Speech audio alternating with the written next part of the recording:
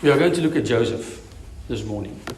Now, the record of Joseph's birth is found in Genesis 30, verse 22 to 24. So if you want to go there with me, you're welcome. Genesis 30, 22 and 24. Then God remembered Rachel. Rachel was his mom. Now, Rachel was barren for the first few years of her married life. And God listened to her. In other words, she pleaded with God. She prayed to God for that. And opened her womb. And she conceived and bore a son. That son was Joseph. And said, God has taken away my reproach. She called him his name. So she called his name Joseph and said, the Lord shall add to me another son. That's the birth of Joseph. Now, Joseph's name is based on two Hebrew words. One looking backward and the other looking forward. The Hebrew word for has taken, that's the backward looking part, is the Hebrew word Asaph. Rachel looked back at her barren years of sadness, years of struggle with herself, asking, why am I not getting pregnant? While my sister is getting pregnant one after the other. With God, asking God, why do you allow this in my life? Why is this happening to me? And with her sister, who was constantly in her face about children. And the reproach of society, because in those days, society looked down, frowned down upon women who were barren and could not bear children. And she just thanked the Lord when Joseph was born, because that stopped when Joseph was born. All of those, what is wrong with her, stares and all of those laughing behind her back, stopped with Joseph.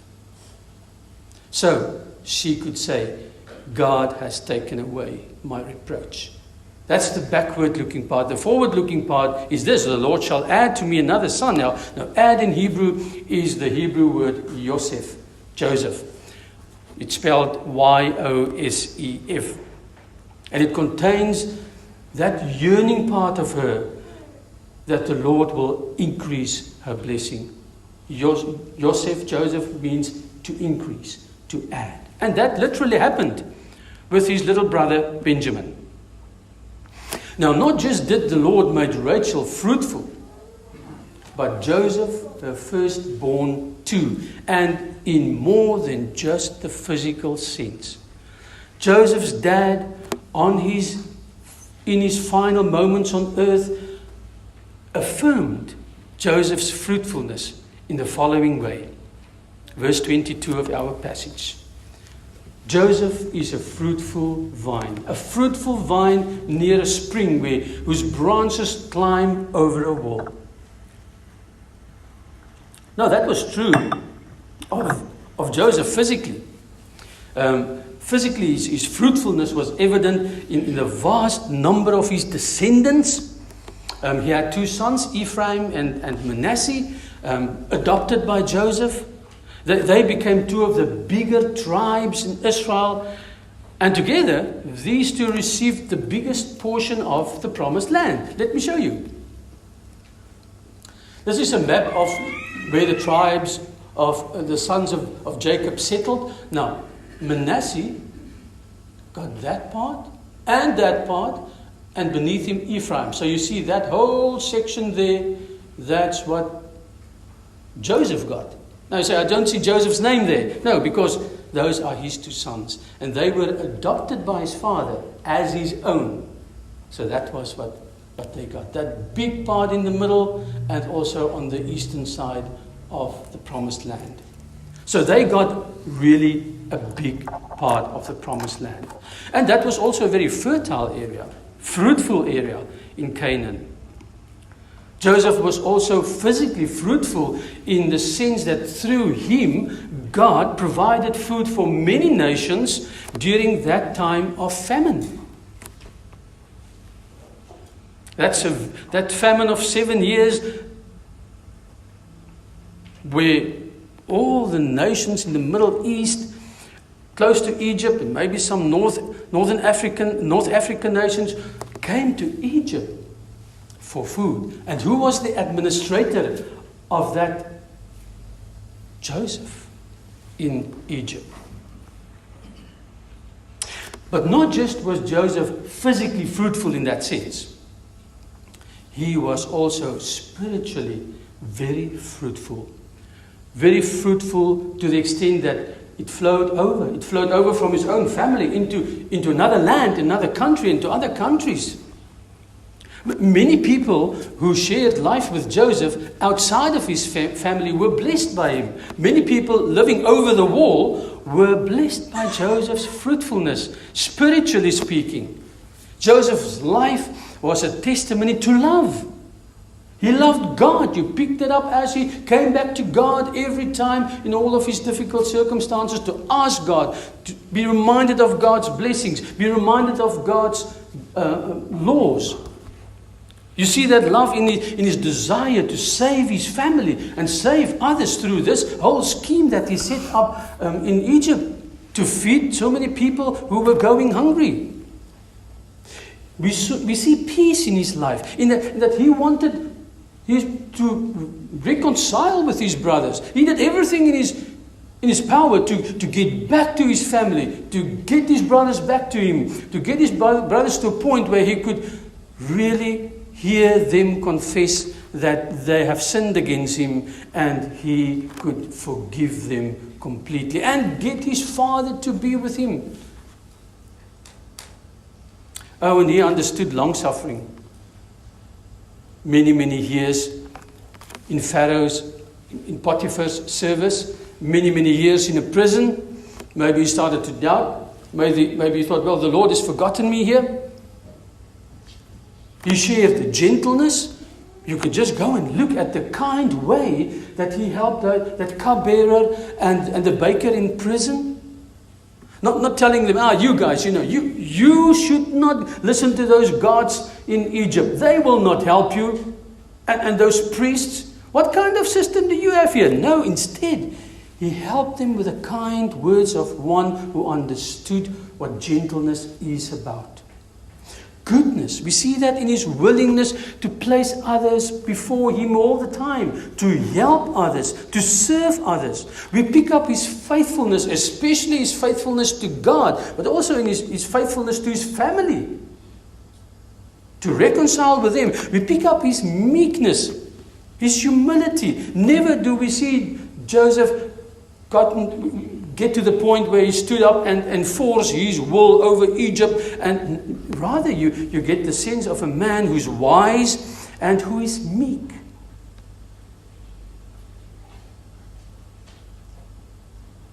And self-control?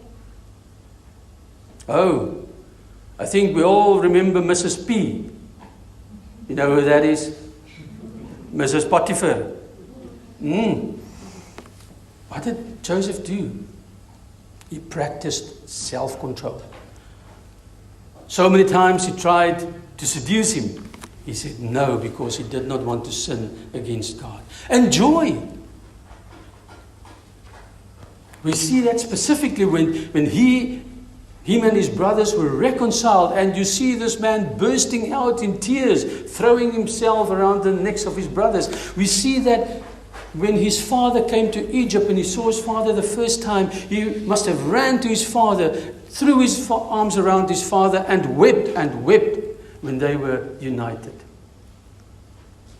Have you picked up that this is the fruit of the Spirit? Obvious in the life of Joseph. He was fruitful in so many ways. His branches, his fruitfulness reached well beyond his family home. It reached the house of Potiphar, where they witnessed his faithfulness to God. It reached the royal prison, where the cupbearer and the baker were, and where the guard of the prison saw this man's faithfulness and put him in charge of the whole prison. It reached the palace of Egypt, where a Pharaoh, the mightiest man in that region, heard about the sovereign God of Joseph and Jacob.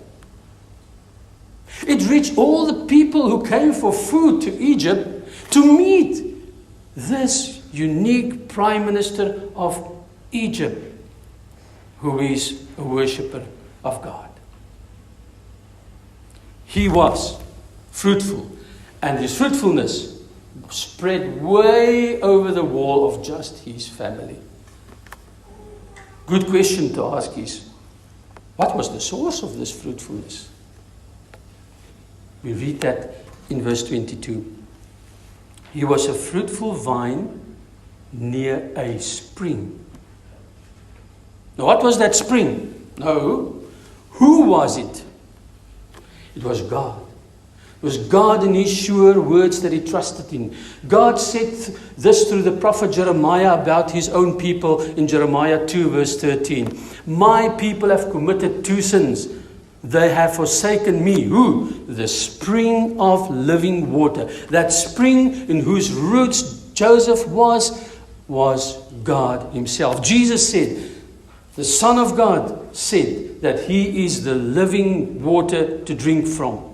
Jesus said, he who believes in me, from his innermost being will flow rivers of living water. That was Joseph. The fruitfulness that he found in God was fed by God, the spring of it all.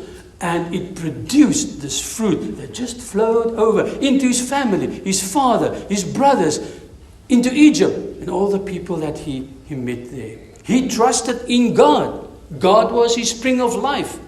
When tempted by Potiphar's wife, he trusted in God. He did not want to sin against God, he said. Genesis 39 verse 9. He reminded the baker and the cupbearer there in prison who came to him with those dreams, and they didn't understand what it was all about. And later on with Pharaoh, who had those two dreams as well, about the 7 good years and the 7 years of famine, and the 7 fat cows and lean cows and sheaves.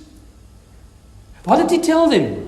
Oh, thank you so much that you remember me. Thank you so much that you've come to me. I have all the qualifications. Let me give you the CV to tell you a bit more of what these dreams mean. You know, a cow means this and this and this. A sheaf means that. No, that's how the Egyptians did it. What did he say? My God holds the future in his hand.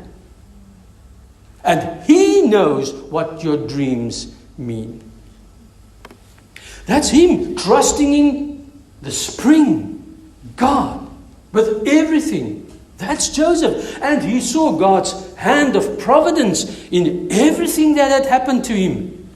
He told his brothers just after his father had died, you meant it for evil. But God meant it for good. He saw God's hand in all of this. Everything. Genesis 15 verse 20. Joseph was truly like a tree planted by streams of water, Psalm 1, which yields its fruit in season and whose leaf does not wither. Whatever he does prospers.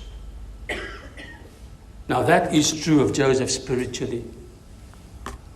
But it's not necessarily true physically. If you want to see what I mean, just go look at the life of Joseph. It was not a party all the time. In fact, he got so much opposition in life. And that's what happens when God is your spring of life. When your roots are in him. The world and the evil one hates the spiritual fruit of godliness, godness. Let me just get that right. Hates the spiritual fruit of godliness. Hates the light. Hates truth. Hates peace. That's why we've got wars. That's why we've got fake news. That's why people love their sin, their darkness so much. The world sees humility and gentleness and goodness and self-control that we see so well in the life of Joseph as weaknesses. Blockbuster movies exist because their plot lines reflect deceit, revenge, war, believing in self and your own strength, bad people losing control or coming of age or enjoying life and pleasures of breaking free or coming out of whatever closet it is these days. The world will shoot its arrows of hate speech and insensitivity and intolerance at you, believer, if you dare speak out and live a faithful life to God and His will. If your spring is God. Now, Joseph was no exception. Many arrows of hostility were shot and fired at Joseph. Verses 23 and 24. With bitterness, this is his father speaking. With bitterness, archers attacked him. They shot at him with hostility. But his bow remained steady. His strong arm stayed supple because of the hand of the mighty one of Jacob.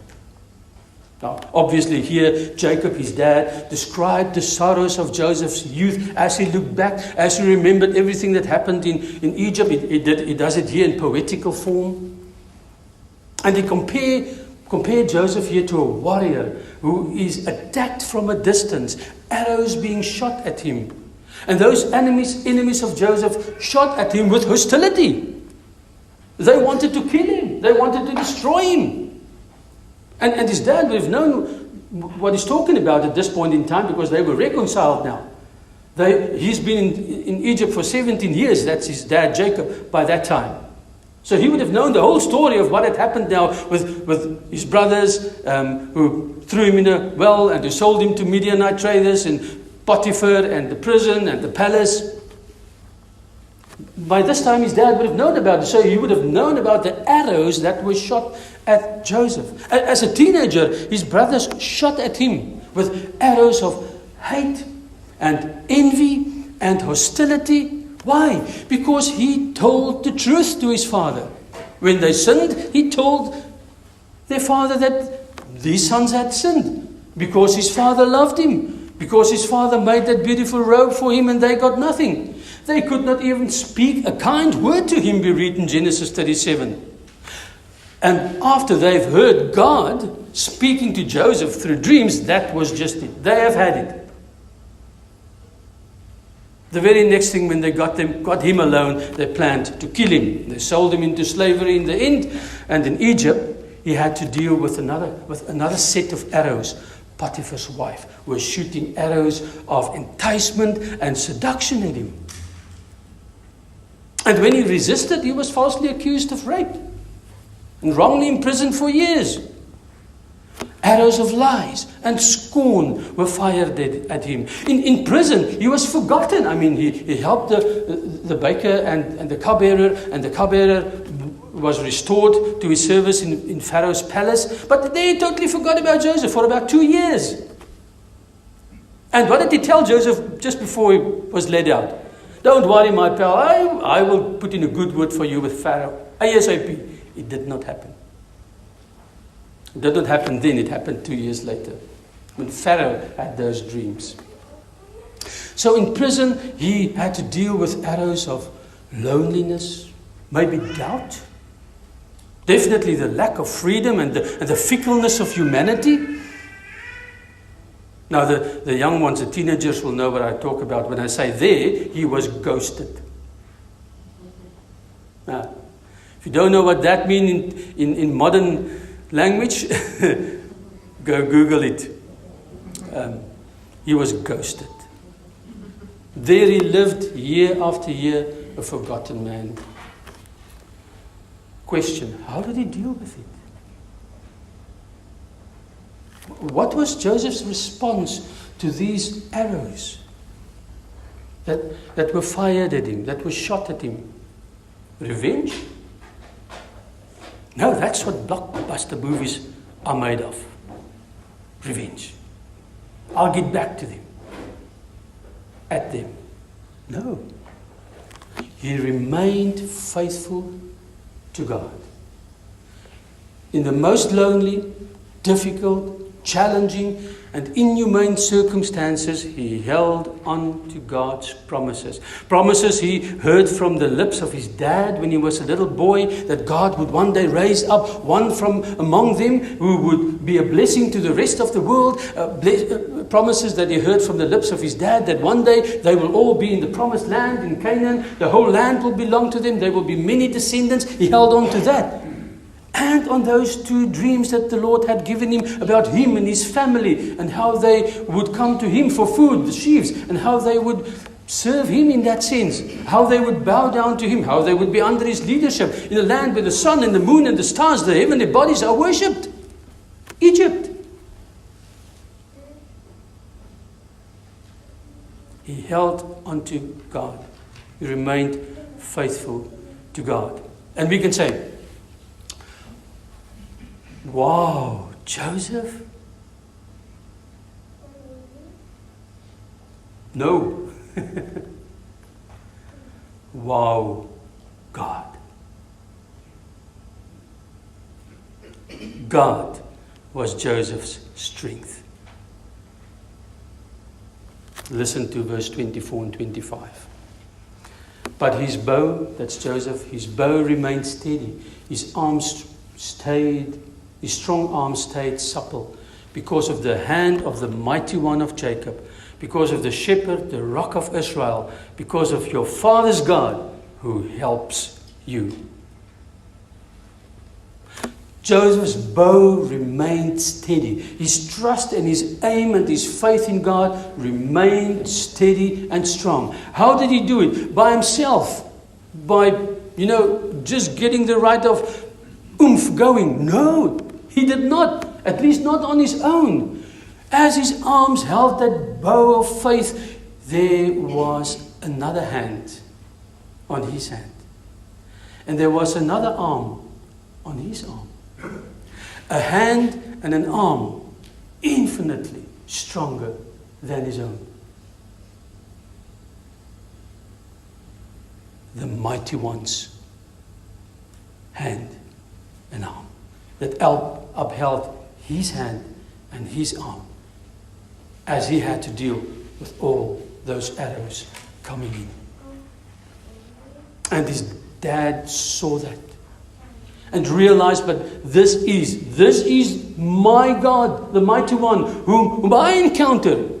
This is Joseph's dad, whom I encountered when I was at that little river, that brook at Peniel, where the angel of the Lord came to wrestle with me and showed me grace. Instead of killing me, he just touched my hip. That's the mighty one. That's the mighty one. Joseph, that's the mighty one who kept you up, who kept you standing, who kept you to hold on to that bow of faith in your hand. That's the mighty one who delivered me, Jacob, his dad, who delivered me, from, you remember the time when your grandpa, Uncle Laban, was actually coming down to kill us? Who saved us? Who spoke to Uncle Laban the night before we met? The Lord, that's the mighty one. Jacob, do you remember that time when my brother Esau, I must have told you this, the one whose birthright I cheated him out of. He was out to murder me. That's why I had to leave the country and go to Iran. But when I came back and I heard that your Uncle Esau was on his way, do you remember all those animals that I sent? Hundreds and hundreds of animals to appease him and kind of make sure that when he gets to me, he would have forgotten all and would just hug me. What happened? You know what, Joseph? The mighty one saved me. And I see that in you and your life. The mighty one who saved me, who strengthened me, my son, is the mighty one who strengthened you, my son Joseph, in those times where you had to hold up the bow of faith and you felt your arms are getting weak. The mighty one came and he puts his arm around that front part holding up the bow, puts his hand on the back part where the arrow is, and he keeps you standing, facing him, strong, supple. It's not your strength, it's his. So keep on trusting in him. My brother and sister, whatever you are going through at the moment, take note. This is the mighty one who strengthens us, you and me. When we feel our arms are getting weak, when we feel our legs are buckling, our legs of faith and our arms of faith, it's him. Go to him for strength. Ask him to place his hand over yours in front and at the back and keep your faith strong. It is, after all, a gift from him. Not just did Jacob look back at his son's life and saw that the mighty one who looked after him and made him safe was the mighty one in Joseph's life, but also the shepherd who guided. Jacob was the shepherd who guided his son Joseph. Now Joseph was a shepherd boy himself. His dad was a very successful sheep farmer. He made a name for himself by doing that. So Joseph understood very well that the shepherd will protect his sheep at all costs, will give his sheep the best food there is so that they can be healthy and strong, will make them content, will guide them to the right pasture where they will be safe, where their enemies can do nothing but lie in wait and watch. He knew that a shepherd will pour oil on the heads of the sheep to chase or to protect them from fleas and flies and ticks. He knew that the shepherd's goodness to his sheep will know no end. The shepherd will go to the nth degree to make sure that the sheep is in good condition and safe.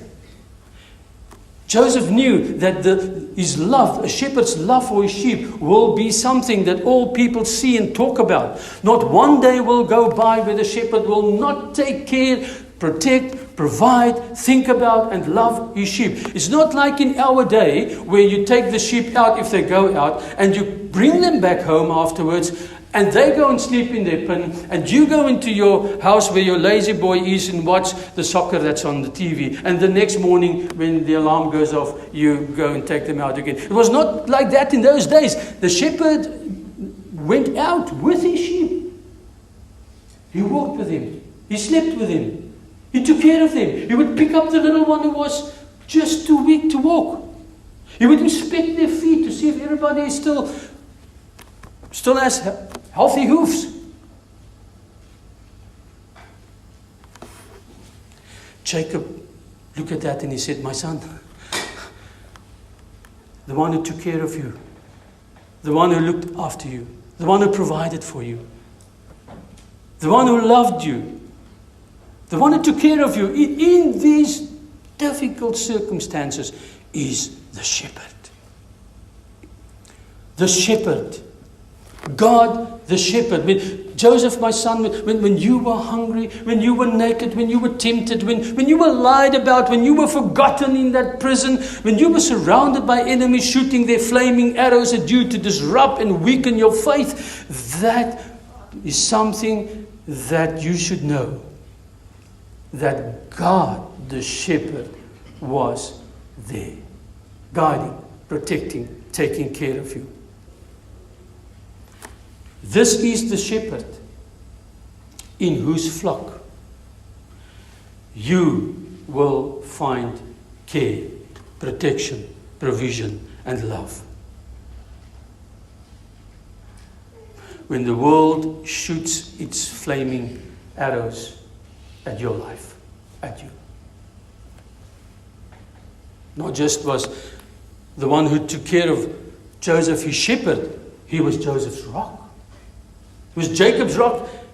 And to look at his son's life and he said, "But my son, you've got the same rock. It's my rock that I stood on. It's the rock that you stood on." A rock is the best place for a secure foundation for a building. We know that. It's also a place of safety and protection under which you can hide from a storm or from the scorching sun. Now, in the area where Joseph was born, they had these east winds. They also had, still has, east winds there in that area. I think it is called the Sirocco wind. Winds coming over the deserts, coming over the plains, and it picks up speed and picks up sand. And by the time it reaches you where you are at Beersheba, where his father stayed for a while, his grandfather stayed for a while, I mean, that wind is hot and sandy. Sounds like east weather. But a rock would be some place where you could find protection from it. Oh, and a rock was literally something that his father Jacob experienced at a place called Bethel. Bethel means house. Beth, El, God. We'll hear the word Elohim. House of God. It was the first night where Joseph's father, his dad, Jacob, slept after he fled from the house, when he heard that his brother Esau was on his way to murder him because he stole or cheated him out of his firstborn right. That night he took a rock and he laid his head on it and he went to sleep on it. And that night the Lord came to him in a dream. And you remember that dream with the angels going up and down on that ladder. And then the Lord told him, listen, Jacob, I will be with you. I will bring you safely back home. I will keep my word to you. I will watch over you. I will be with you. The next morning, Jacob took that stone and he set it up as a memorial to the place where God spoke to him. And he promised to put his faith in God. The same with Joseph. Joseph's rock was the unchangeable, unshakable, sure and steady rock. He's God. The one who keeps his words. The one who kept his word to his father, who told him, I will bring you back to this land. He did. Is the one in whom Joseph trusted. When he gave him those 2 dreams. And he held on to that. And God kept his word. He's the faithful, steady, sure rock that we can trust in.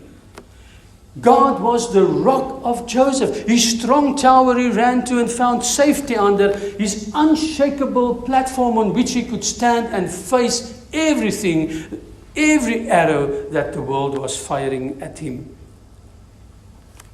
It was not that Joseph was so strong. No, he stood on a strong rock. Dear believer, he is also your rock. The rock of your salvation. Sure and steady and unchangeable. The rock on which you can stand in every situation in life. It will never change, never move. So when you feel as if you are in sinking sand, run to this rock. God was also Joseph's helper, as he was Jacob's helper. God helped Jacob to get safely to Iran. That was the place where he spent 20 plus years with his uncle Laban, Jacob, Joseph's father. The Lord was Joseph's helper there in the sense that he helped him to find a wife. In fact, 2. A safe place, a good job. And he brought him back safely home to Canaan. Joseph had a helper. He's God. God was Joseph's helper. Just as he was his father's helper. It's amazing when your children, your children come to a certain age and they profess their faith in Jesus Christ, that your conversations change totally. Your advice is still the same. The gospel is still the same, but their hearts have changed. And they now resonate with what you share with them when you tell them, my son, my daughter, you know what, when I had to choose what subject to take here, this is how the Lord led me. When I had to choose about this or that in life, this was how the Lord led me. And let the Lord do the same, be the same for you. And this is Jacob here. My son, this is how the Lord helped me. He helped you too. He helps us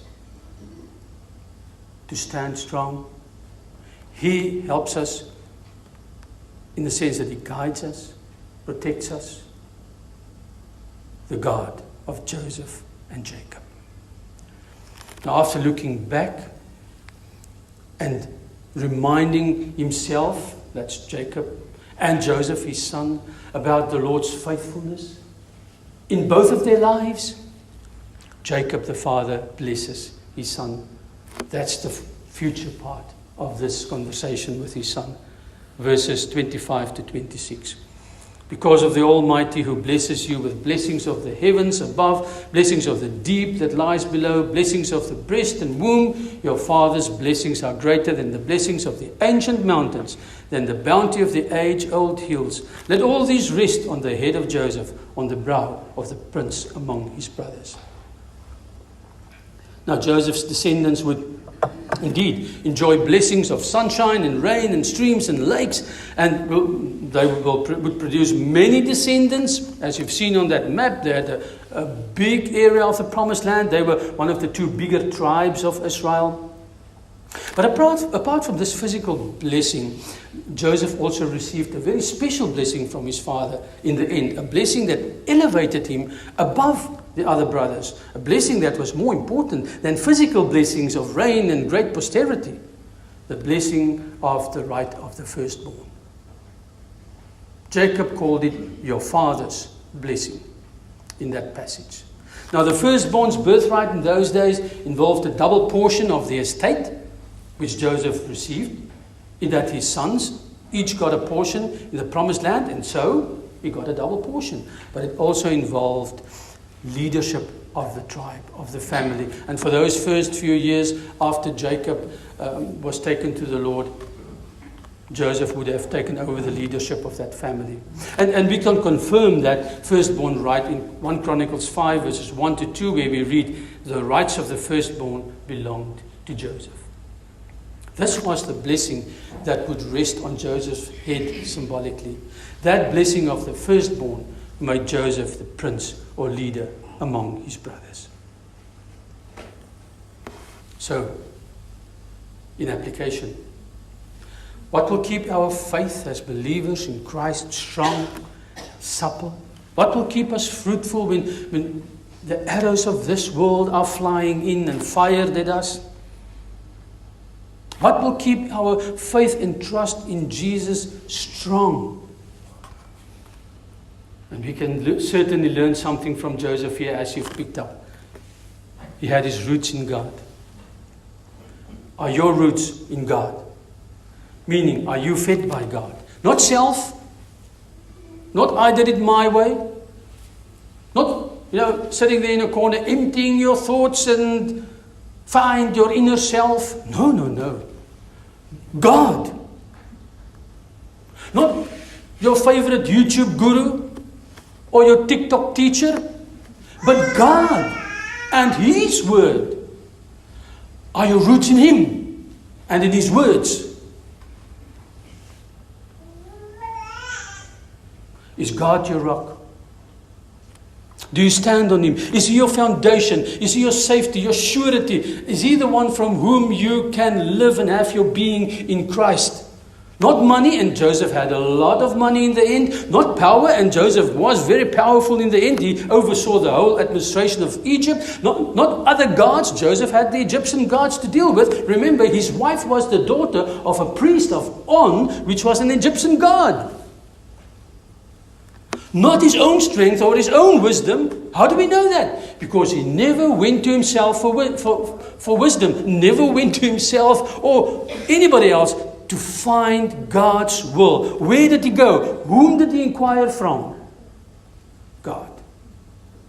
God was Joseph's rock, surety, foundation from which he thought, from which he lived, from which he acted. Is God your shelter? Is God the one in whom you find your protection, like Joseph did? Even if he was in a well or a prison or exposed to the Pharaoh's power in the palace. Is God your shelter? Your place of safety? Your shade in the sun?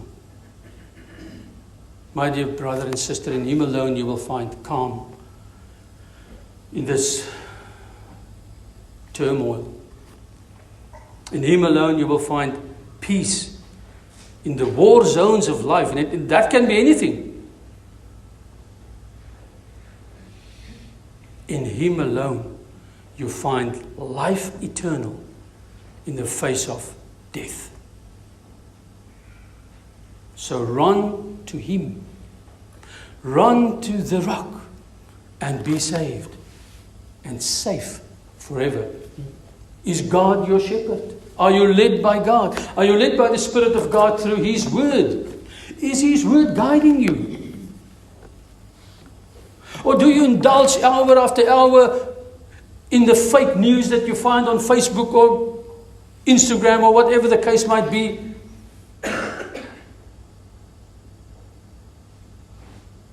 And just cannot get enough of conspiracy theories? Compare that to the time that you spend in God's word. And if the more time you spend in God and are led by God the shepherd, the more you will see the truth. Feed yourself with God's truth. Be led by God through his word. He is your shepherd. He will enable you to give an answer to your salvation. He will give you strength to continue and courage. And he will cause you to produce fruit, the fruit of his Spirit. Last one. Is God your helper? Joseph did not depend on kings or pharaohs and cupbearers or himself. His help was from the Lord. Can you sing the next song with the psalm writer? Let's stand. You don't have to sing. We are going to read it together. Psalm 121. Please stand with me.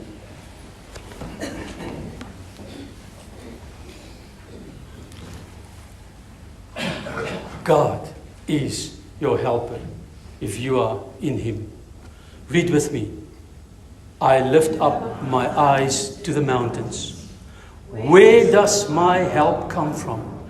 My help comes from the Lord, the maker of heaven and earth. He will not let my foot slip. He who watches over me will not slumber. Indeed, he who watches over Israel will never slumber nor sleep. The Lord watches over me. The Lord is my shade at my right hand. The sun will not harm me by day, nor the moon by night. The Lord will keep me from all harm. He will watch over my life. The Lord will watch over my coming and going, both now and forevermore. Is the Lord your helper? Shall we pray? Our Father in heaven, thank you for your amazing word. Thank you that we've just been reminded again through the life of Joseph that you are the spring who feeds us the truth and the light and the right food. You are our rock. You are our shepherd. And you are our helper. Let these wonderful blessings from you, Lord, impact every aspect of our lives and shape us so that we can, like David, become a testimony to your grace and your salvation and your love, so that our testimony will overflow the boundaries of family or a town or even further on. And people see and taste Jesus Christ. I ask this in his name. Amen. Please be seated. We'll close with our last song.